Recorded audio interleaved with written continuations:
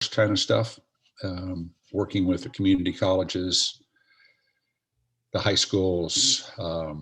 So that partnership. So anyway,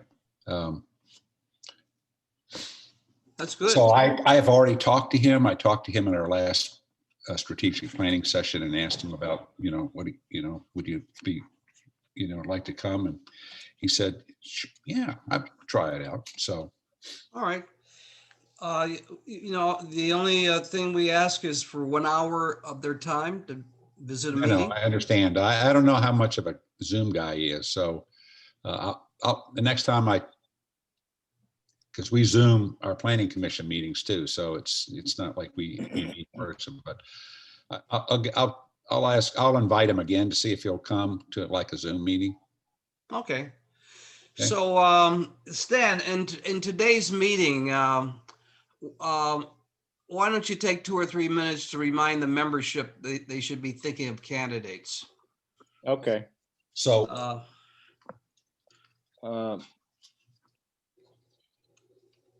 yeah, go ahead.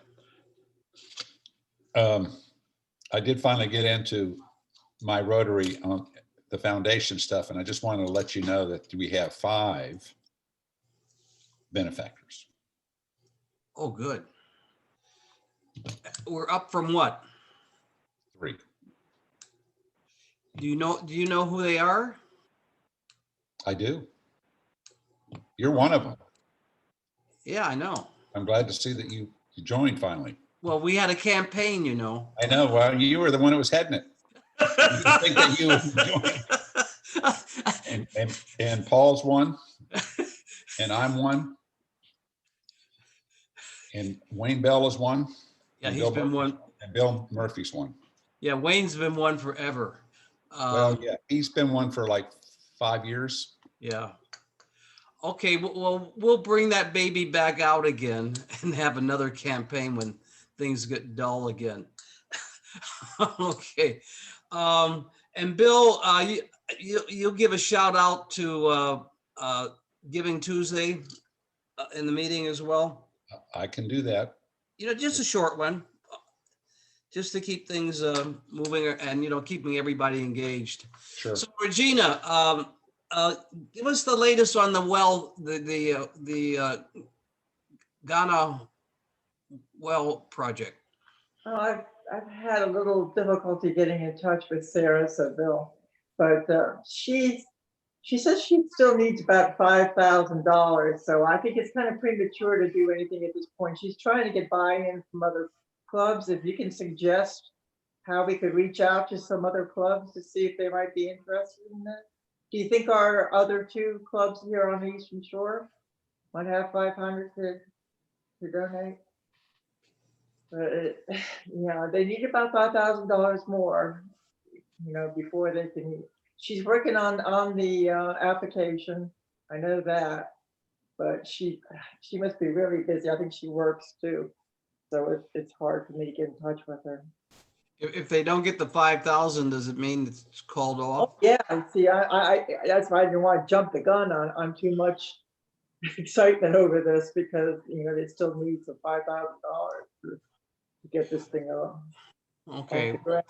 Well, as I suggested in an email, of course, without another 500 is not going to make the difference for her. But if it did, if they were down $1,000, I think we could go with $1,000 instead of 500. Yeah, I agree. I'm holding that on the side. I'm not going to tell her anything yet, though, for sure. But basically, right now, I can get. I'm trying to get a hold of her so that we can set up a time. Chuck Hubert kindly gave us some dates so that she can come across on Rotary on Zoom. I'm sorry, Zoom, and tell us a little bit more about what she's got planning. That'd be good. That's great. And right now, all we have is this slides that you guys have, and I think we need a little bit more. Yeah, we'll give her some time to work on it, but we ought to share with the membership what we're doing with their money. And this is a great, this is an exciting thing. Well, You know, I can do Regina, something with just the slides that she provided. If that's what you want to do, if you want to get it well, out. yeah, you know, a few slides and her talk, and then a chance for some questions. It doesn't have to be a half Yeah. hour. It can be a, you know, a short kind of talk. I like to hear that guy from Ghana himself, yeah, you know, from the Rotary, Accra Bonn, Rotary in there, and I'd like him, if they could record that, that would be great. I suggested that to her already, Good. and I haven't heard anything back from her. That'd on be that. great. Evidently, he just doesn't have the technology. It's not compatible with Zoom. So she said she did not know when she would be able to get him to do it again. So All right, well, stay with it, and you know, we might contact Old Nancock and Exmoor and see if they're interested. okay. All right, so Bill, do you have anything to say? Murphy? No, as far as admin, I don't think we really have anything unless, you know, we're going to think about maybe doing a new strategic plan for the coming year or something like that, or unless somebody can think of anything we need to do with the bylaws to modify them. I know Stan talked about corporate membership, and that's already in the bylaws, so that's not a problem there. So I don't know of anything admin. Okay, that's good. All right, then, go ahead. I have a question. Chuck, have you done pets yet? Yes, So I'm sure they talked about the fact that you should come up, you know, with this new strategic plan for the club and that sort of thing, which we have that in our bylaws. I don't know if you've had a chance to look at that.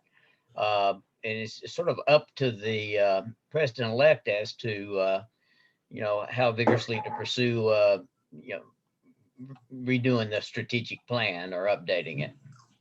yeah, Bill Murphy and Bill Payne and I have met at least once to go over some of this. And yeah, we definitely need to include you too, because obviously you're going to be looking at it from the budget standpoint.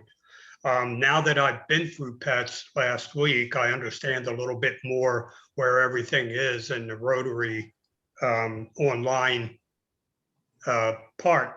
So I do want some heads down time with both Bills and you, Paul, to develop this.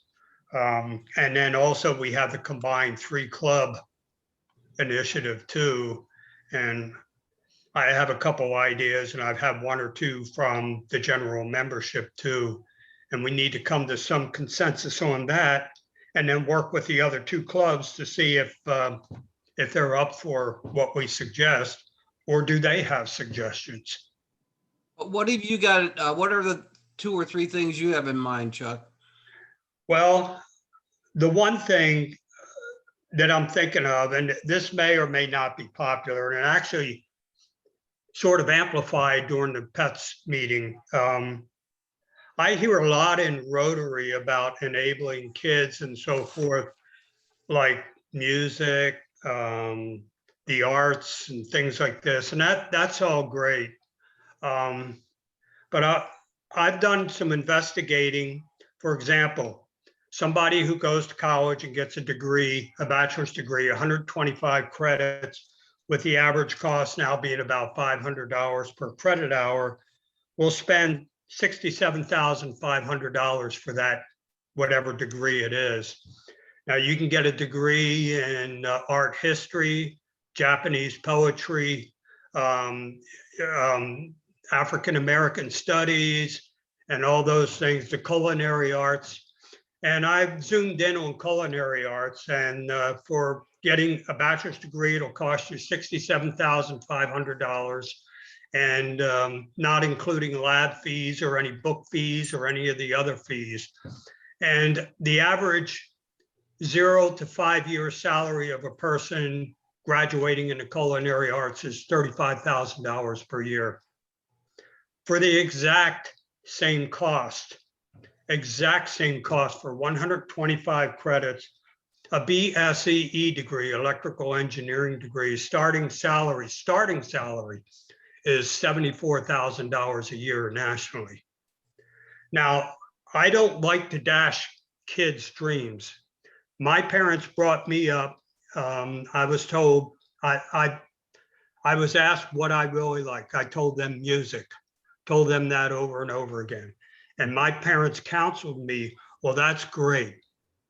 Why don't you make that a hobby, but you get yourself set up for a degree or a education in something that's going to pay you quite a bit of money, a good career.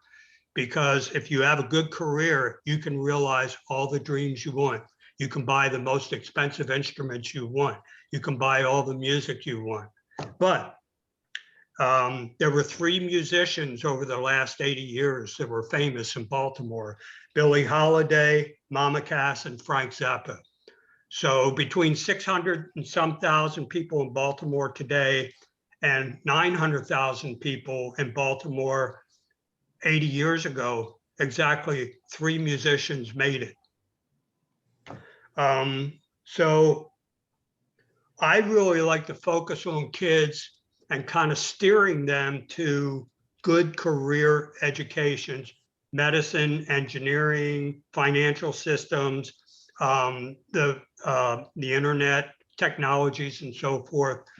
And if they have dreams of photography and dance and all that, great. That means you can go to the library and get the books for free and read up on it and make it your passion and your hobby. But if you want to be able to afford the things that you really like, you need to be thinking about good career opportunities. So I don't know how everybody feels about that. I know it's politically charged. That was my upbringing. And I really think the focus has gotten off kids, leading them to be successful in life, to whatever they dream up that they want, be fully supportive of them.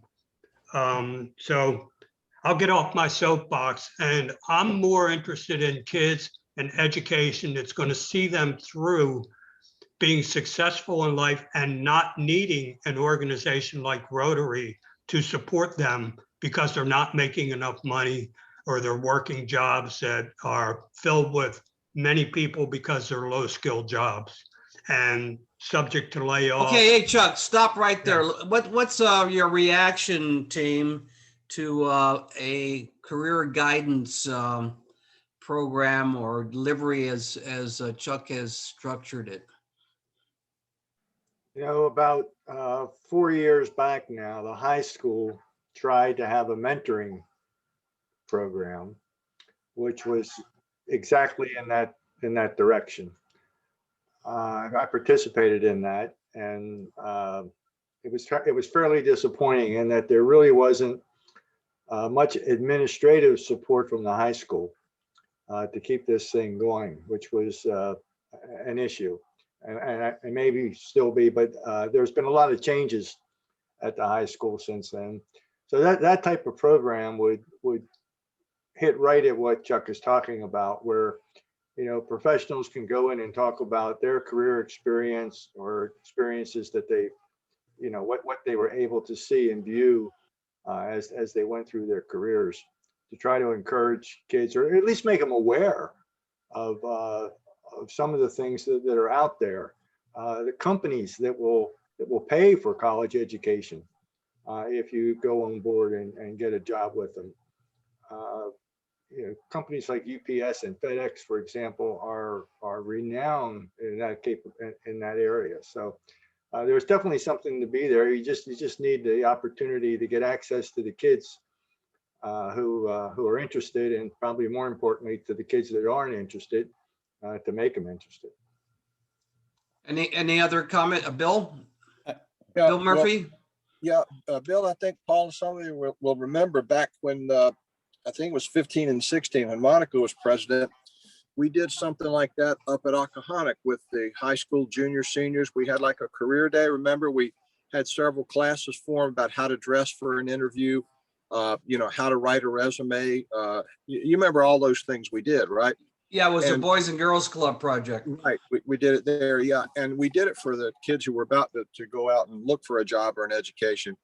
And that worked out really well. That was a one-day event that our club did. we put it on and, you know, I was pretty pleased with the way it came out. But if we're thinking about something for a district grant, what you have to keep in mind, it might fit within one of the Rotary areas of focus. And I think that would. But the problem is the criteria for a grant, it has to be something that involves material, labor. It has to be sustainable. It has to be something you could get in, get out, get it done, and show what you did for a year. I don't exactly off the top of my head know how we could do a project based around that for a grant. I mean, maybe there's some ways to do that. I'm sure there might be, but I think that would take a lot of thinking to be able to do. And also in our locality, just my own personal opinion, I think the kids who are going to grow up to be engineers probably are pretty well motivated already, come from families who are helping to motivate them and push them along the right career path. Not 100%, but I think in our area, I don't know how much interest we would have in something like that. Although, Chuck, I do think it's a great idea and I agree with you. I just right now don't see how we could tie that to a district grant, but you know, it's certainly worth looking at. Okay, it's an idea. Well, you had two others, Chuck. Can you, what were the other two? Well, I'm in agreement with what Regina's working on as well. If we want to look beyond the American borders, I frankly, because of the COVID thing and the country here taking a pretty big hit because of it, I'm sort of leaning towards keeping whatever we do within the American borders to help Americans. But I'm not predisposed to that. Right off top of my head, I can't think of a couple other specifics right now. Okay, Bill Stram. Okay, a long time ago, and I don't even know if Bill, you were in Rotary at that time, but Wayne Bell said, you know, we have a problem here on the shore. We have in Northampton County, we have families that don't even have running water in their house. Yep. And so sanitation, clean water was, that's what he was kind of trying to pitch. And, you know, that's follows one of the areas of focus. And so that's a possibility. You know, we're talking up in the Nassauatics area. Yeah. So I know, so anyway, that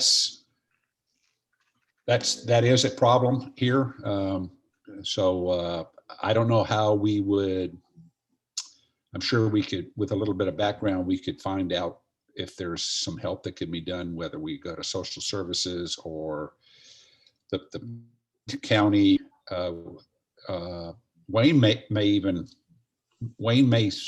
be a good source to ask. But I think that's something that we could probably have 3 clubs work on. I mean, we could show results if with $15,000 thereabouts, and you know, that's right in our backyard.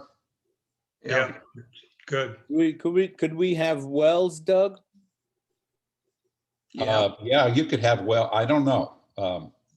That's a lot of money, even for a shallow well. It's like, unless you get somebody like Bundick, who's about to be on a game in town, to be a contributor, you know, kind of pro bono, because it's like $5,000, $4,500 to do a shallow well. Well, you know, well, even with shallow wells, I've helped one of my neighbors dig 2 of them, and they're really not that difficult to do. I mean, maybe it's not potable water, but you can get water. I don't know, maybe for, I don't know. See, I just don't know what the county has done with those people that do not have. I mean, they were still using outhouses. Okay, so what has the county done in that regard? And can, you know, is that something that it may be it may be a bridge too far, but that's. Well, it's not just running water then, it's septic systems as well. Well, yeah, but you know, you got to have the new septic systems now, and you know, people can't afford them. I mean, they're $20,000 to $25,000, you know, to put that in. So, and you know, once these old septic systems that they're on now go out, they've got to have the newer septic system, and you know, so I mean, that's something that we could look at and see where it would fall, but I don't know. Well, Okay, who would like to drill down on that one? Maybe get Wayne in the act. I think it needs more research. Yeah, and you Yeah. know, it's just I think if somebody reaches out to Wayne and ask him, you know, because I think he has his hand on the pulse of Yeah. what's going on, you know, even from his church, you know, kind of thing, and his outreach to the local community. So, and he's the one that originally had proposed that. Matter of fact, he had proposed that when he was the president, 2 presidents before me, and he had proposed that, and it just fell on deaf ears in our Rotary Club. So, Hey, Just Chuck, have- will you follow up with Wayne on that and see if there's anything there we can, you know, at least we should know more about it. Yeah. Regina, you were about to suggest something? Yeah. Yeah, Does- I'll reach out to him. Does he do anything on that issue? Say it again. Does Habitat for Humanity do anything on that issue? The well? No. septic? No, they're not going to do anything like that. It's strictly housing, and it's a volunteer type of organization. Everything is Mhm. primarily volunteers. Nothing with water. No. matter of fact, our grants specifically, the district grants specifically exclude Habitat for Humanity. I mean, it used to. So, Oh, yeah. I don't know what the extent of this situation is, whether it's a handful of people or hundreds, but it's a little difficult when you have $15,000 to choose 1 or 2 people out of a whole bunch. Say you get it, the rest of you don't.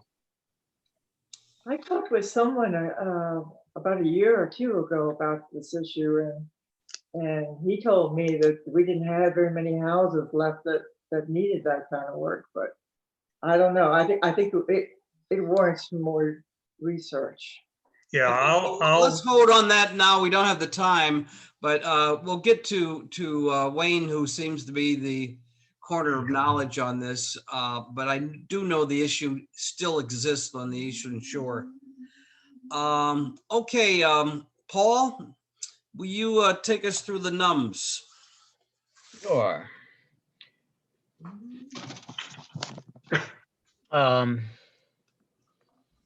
Let's see if I can share the screen. Where is it?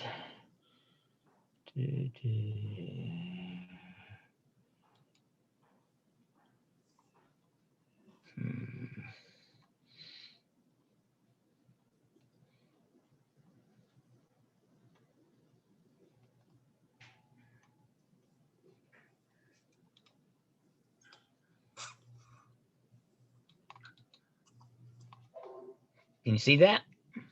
Yep, we see it. Great. All right, let me we got it. see. I can minimize this, and okay, is that good enough, or do I need to get rid of the toolbar at the top? Yeah, get rid of it. Let's see, is this it? Nope. No, it's the 4th icon from the right. How do I? It's the one with the little arrow pointing up. Okay, let's see. That's it. Yeah, click on that. All right. So we started the month of February with a total of $70,490. This was our payment for RILA for the year, a lot cheaper than usual. And of course, we have dues coming in. By the way, we used to talk about at our board meetings the dues situation, who was behind, and actually name names. And you know, if somebody gets too far behind, they need nudges that are stronger and stronger. Uh, um, what's her name that's so far behind? We've tried to nudge her in several ways, and she just doesn't respond to anything. So I think she's probably hopeless. Is that you're talking about Laura? Laura, yeah. Bill Stram, you brought her into the club, right?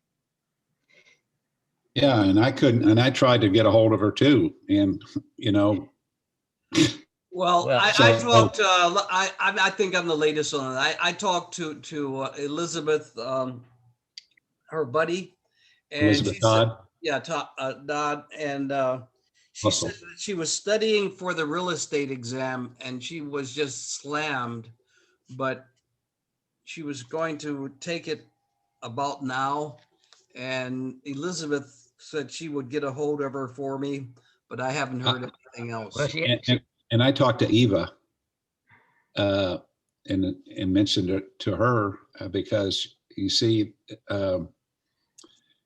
that's how she came in. Really, was that you know because of Chesapeake Properties, and her mom worked there, and there was two properties that were Rotarians, and so she was kind of nudged in. But I mean, yeah, I mean, so she's got to be at least 3/4 behind. It's probably that long since she's been to a meeting. Okay, look, I'll wrap this up. I'm gonna put a full court press on her, and by next meeting, she'll be in or out. Right. Okay. She doesn't have to resign. The board can actually say non-payment of dues is a reason for removing somebody from membership. It's all the same, in or out.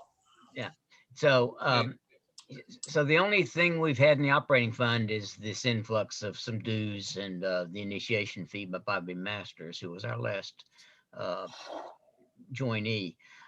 So we've had the some income from Rotary Foundation contributions into the contribution fund, and some few happy dollars have come in, and then we've had some significant expenses. We sent the $600 to the district for Pet Peresmo's fund. Boys and Girls Club got 1,000. Eastern Shore Coalition Against Domestic Violence, Fire Company, Habitat for Humanity, and Smart Beginnings all got money, as well as this was what we paid for the dinner for the Okahonic elementary teachers. We got $100 of that back from the Exmoor Club. So our balance in the contribution fund is now $7,724. And in the operating fund is $7,800 for this total, $15,036. So that's our treasury report for the month. And I also sent out how we are doing compared to the budget for the year so far, which is a little complex to put on the screen and go through. Yeah, and what I'd like to do is just ask for approval of Paul's budget report. So moved. Second, I'll second. Chuck, second, all in favor? Aye.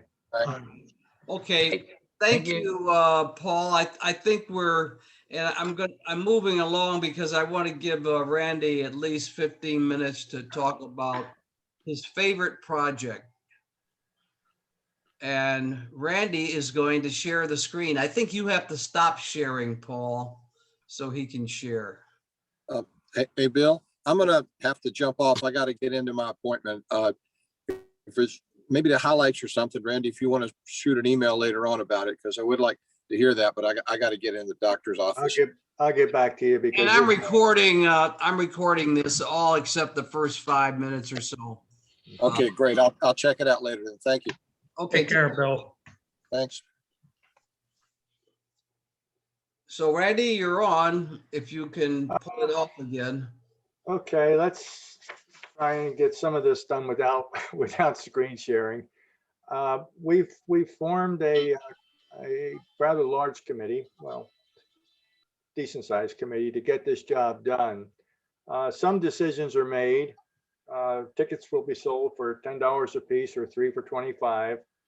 The drawing date will be July 4th in conjunction with the Cape Charles 4th of July celebration. The only prize will be the golf cart, which we now have. It's in Bill's garage, and I have to tell you, the thing is beautiful. It looks like it's brand new. So we've really lucked out on that part of the deal. So far as ticket sales go with the membership, Jim Rich had I think a really good suggestion that we condense the time frame for that so that we don't give people tickets now for a drawing July 4th. They're going to wind up on a shelf or in a drawer, and you know how that goes. So what we're going to do is shoot for a 6-week window from the middle of April to the end of May. There are tickets to the members, and I'm going to ask a group of people who knowingly raised their hands in the past weeks as volunteers to help me distribute those tickets so we can get them all out in about the same time. I think that's probably going to include you, Stan. I'm trying to remember who, Al Pascal, and I think Reggie. So each of us will get maybe a dozen members, and we'll have to deliver the tickets to their houses. I don't think it's a good idea to mail them. And with COVID, it's unlikely we're going to be together to do it that way. So we'll get the tickets out and go through the same process at the end of May when we collect the revenues and redistribute tickets or reissue tickets to anyone that needs more of them. We haven't really picked the number, but my thinking is 15 to 20 tickets per member. And if the membership comes through at that level, we'll exceed the $5,000 without the additional activities that should be fun and I think get us out in the community. And 3 teams have agreed to, at least I think everyone's agreed to be on the team. There's promotional materials, which are bulletins and signs and getting things in the newspaper and possibly getting announcements on Weezer. And Jim Rich and Joan Natali are heading up that activity. And then there's the promotional venues, trying to get us into places like the campgrounds, maybe set up a table in front of Food Line 1 or 2 times during the warmer weather, and anywhere else where we can get some exposure. And Bill Stram and Bill Murphy are the I think volunteers for that task. And in doing that, one thing that is important, Bill, is that we want to make flyers that we can put in the windows of the businesses throughout Cape Charles and anywhere else on the shore for that matter. And on those flyers, we want to give people a place where they can purchase tickets. And what's come to mind is Rayfield Pharmacy would be an excellent place. I'll add in there. I've got 3 places. I don't have them, but I've got 3 in mind. Okay. So Cape Charles Main Street, Rayfields, and I think Bowie 56.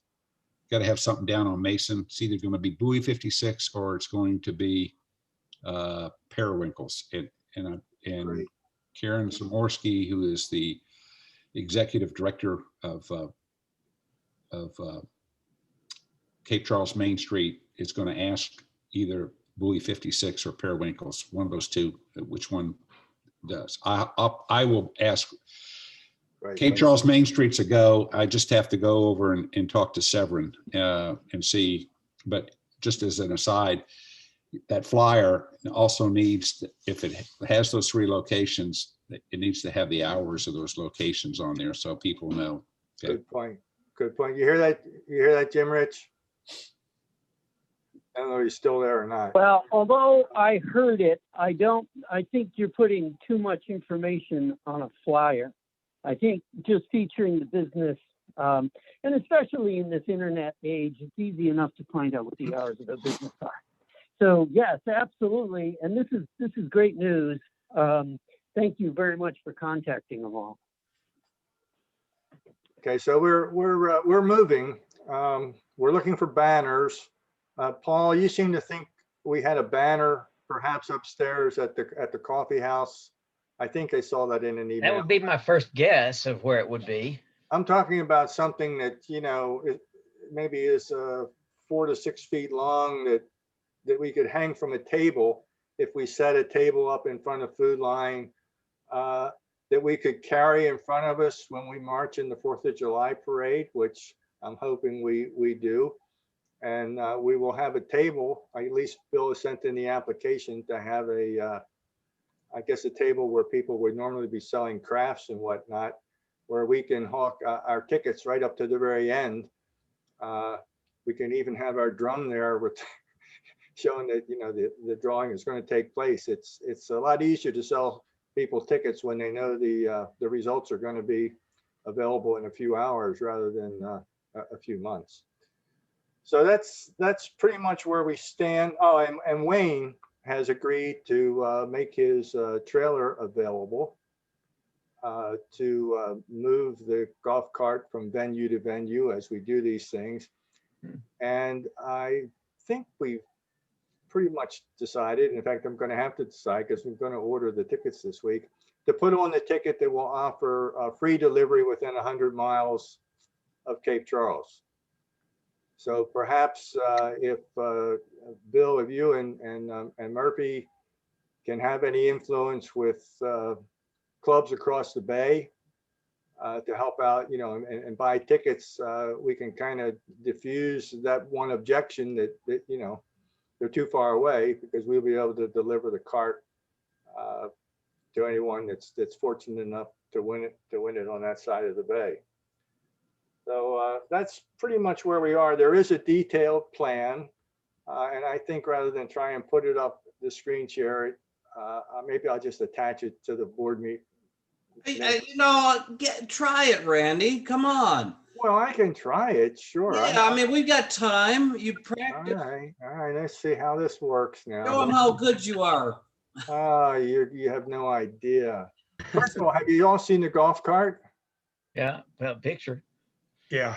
Look at that guy standing next to it. It looks like he just stole the golf cart. Okay. This is a summary. We're not seeing it yet. All right, it should be there now. Not seeing it? Not yet. I know I you gotta share. I didn't do it right then. I gotta hit share again. There it is. Yeah, it's coming now. Oh, it's there now? It's starting. You got the wrong picture up. There you go. Yeah, there you go. All right. So this is chronologically all the things that are extracted from the plan. And we are at March 9th, which we just did, overviewed it with the board. And I guess we will begin mentioning this each week to the members, although it's a little early yet to get everybody worked up. I'll get the tickets ordered. Hey, Randy. Some people you have to tell 3 times before they even. Oh, is that what you were talking about? So you don't worry about overdoing it. We'll tell them what we're going to tell them. We'll tell them, and then we'll tell them what we told them. There you go. As they teach us in sales training. The secondary outlet thing, Bill just commented on those. That's really good news, because that then lets the people who are worrying about putting together some brochures and so forth, put that information on them. So that's great. I don't know where Jim is with the website and Facebook, but I know he's working on it, trying to get the time to get that done. If he can still hear me, he's more than welcome to comment on that section of it. The tickets will be distributed on or about the 19th of April, hopefully a little bit before that. By May 1st, we would start running the ads, promotional announcements, hopefully on Weezer. We would get tickets to the secondary outlets because that would coincide with when we would post those signs and posters and do the publicity stuff. So all of that would come together on the 29th when we would get the ticket proceeds from the membership. And then we'd have the month of May and the month of June to schedule these promotional events, whether it be at campgrounds, whether it be at Food Line. Hopefully we do it right in downtown Cape Charles on the sidewalk, maybe on a 3 or 4 Saturdays during that period of time. And we're going to have to be asking people to, to jump in and help man some of these things, but it should be fun. So, And, there it is, sell, sell, sell. so I have, on July 4th. I just want to throw out something, and it doesn't fit your calendar here, but the weekend of April, the weekend before the 19th, Okay. is there's going to be the museum has a yard sale, and they're going to try to also have a town-wide yard sale in conjunction with that. So I think it's the 17th and the 18th. So that might be a great opportunity. It's a little bit early, but still, just trying to clear that out. So If they'll let us in, if you can follow through with that, that's, that'll be on the list. That's a I great. mean, I don't know if you could, it's kind of Jen from the town would be responsible for that. I can touch base with her to find out, could we put up a table somewhere? I don't know. So I just wanted to throw that out. I'll check on that. Okay. No, that's good. How about the farmers market? Are they going to do that every Tuesday this spring? I can't respond because it was a bust last year, and Yeah. The farmers market will be held, if it's held, it will be held at Strawberry Street Plaza. So, but That's even better. that's where it's supposed to be held last year, and they actually did have it there a couple of times, but there was only like 2 or 3 vendors. Okay. So Hey, Randy, what is the price of the tickets? $10, 3 for $25. Okay. And I'm going to order 1,000 tickets.